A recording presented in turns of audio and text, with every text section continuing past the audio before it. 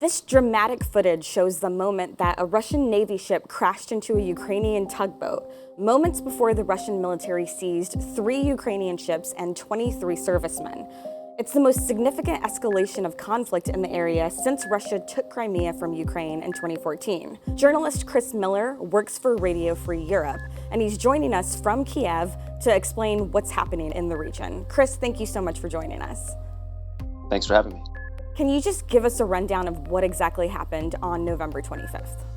3 Ukrainian Navy vessels said that they had radioed their intent to pass through the Kerch Strait, which is this small strait that connects the Black Sea with the Inland Sea of Azov. It was shortly after they radioed to their Russian counterparts to let them know that they were going to pass through, or they intended to pass through the Kerch Strait, which the Russians have more or less taken control over, when they were intercepted by Russian naval vessels, at least one Russian fighter jet, and an attack helicopter.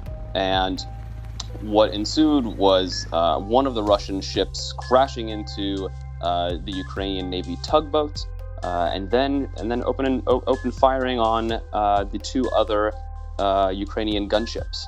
And following this clash that took hours, the Russians, that is, detained 24 Ukrainian servicemen, the 3 Ukrainian Navy vessels, and took them to one of the ports in Russian-controlled and annexed Crimea.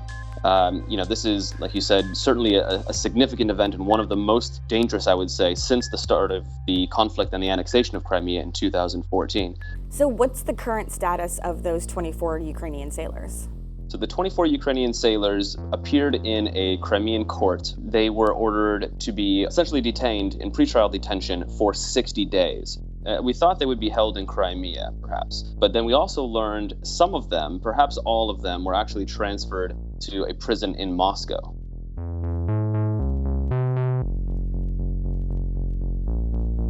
This kind of came as a surprise to a lot of people who haven't been following the conflict, but you've been reporting that tensions have been building in this area for a while, since this summer especially. Can you talk to us about that? To those of us that have been watching pretty closely, this wasn't really a surprise. We saw the potential for a clash like this in the Sea of Azov or the Black Sea near the Sea of Azov for several months.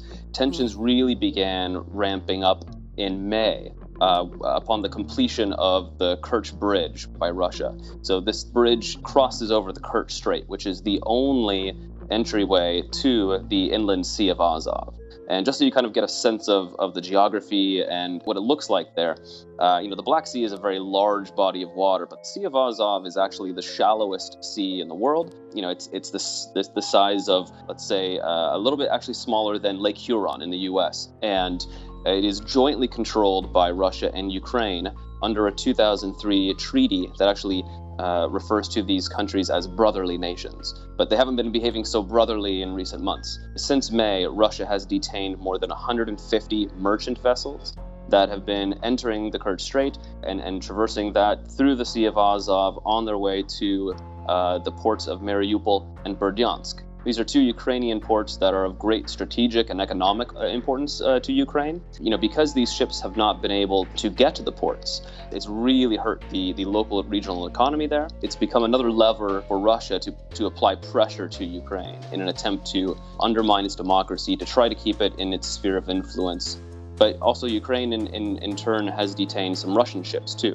So the tensions have just been piling up for months now. And when I visited in August, I was on board a Ukrainian naval vessel there with several servicemen who told me, it's not a matter of if, it's when something is going to happen, because there's so much going on here. And the Russians at that time were increasing their naval presence and moving ships from their Black Sea fleet and their Caspian flotilla into the Sea of Azov, as the Ukrainians were trying to move more of their naval vessels in there. It was only a matter of time before something happened. Now I think, except when incidents like this happen, people tend to forget that there is a war going on in eastern Ukraine. As a journalist who's there and who has been covering this for some time, what do you think people need to know about the ongoing conflict? What's getting lost in, the U.S. national conversation? Yeah, absolutely. There's a war that is still going on. It's not being fought at the intense level that it was being fought in 2014 and 2015, when dozens, if not hundreds, of people, civilians and soldiers alike, were dying every day. More than 10,300 people, and that's a low estimate, have been killed since the beginning of the conflict. And at that time, heavy artillery was being used on a daily basis. We're not seeing that same artillery being used as frequently now, but the war continues to simmer, and on average, 2 or 3 servicemen die every week. We hear of civilians dying almost on a weekly basis, children stepping on mines. It's a real mess. And now, with this dust up, there's this concern here, and a warranted concern, that things really could kick off and look much like the war did in the worst days in 2014 and 2015. And I think something that people should be aware of is that the U.S. has backed Ukraine politically, financially, economically, and militarily. And the Ukrainians are looking for more support. The U.S. has provided more than $1 billion now in military support for Ukraine in the form of military training, radar equipment, Humvees for soldiers to travel in, a number of different things, medical equipment. They've also given Ukraine anti-tank missiles, which was a big change in the Trump era from the Obama era. Obama had refused to give Ukraine these weapons in particular, but the Donald Trump administration did end up, in fact, delivering these anti-tank systems in April.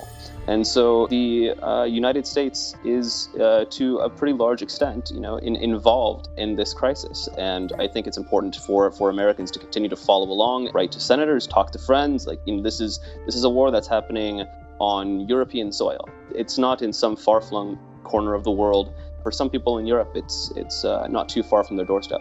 What Ukrainians are hoping for is, as much, if not more, than military assistance right now. They're looking for the U.S. and their European allies to come together to slap harsher sanctions on Russia. There's a belief here that military equipment can help, but only really in to help deter Russian aggression and to help in the case that Russia does launch an all-out attack.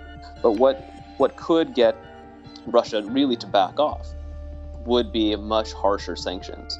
And so Ukrainians have been frustrated in seeing statements of condemnation, and instead are hoping that the U.S. and Europe will take the decision to impose harsher sanctions on Russia following this event.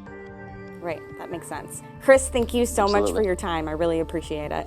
That was journalist Chris Miller, who works for Radio Free Europe. He lives in Kiev, Ukraine, and reports regularly there from the conflict, so you should definitely be following his work.